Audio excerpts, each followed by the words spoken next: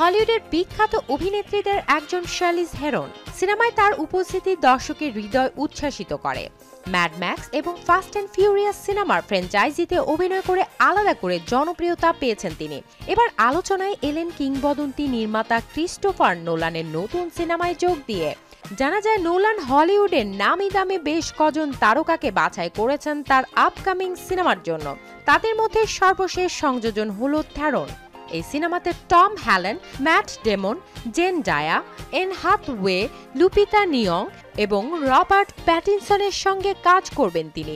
এখন পর্যন্ত নোলানের এই নতুন সিনেমার অফিসিয়াল কোনো শিরোনাম প্রকাশ্যে আসেনি। সিনেমাটি কী ধরনের গল্পে নির্মিত হবে সেটাও জানা যায়নি। তবে সিনেমার সঙ্গে যুক্ত হওয়া তারকাদের নামগুলোই আভাস দিচ্ছে বিশাল বাজেটের সুপারহিট কিছু আসতে চলেছে মাস্টার মেকার নোলানের হাত ধরে।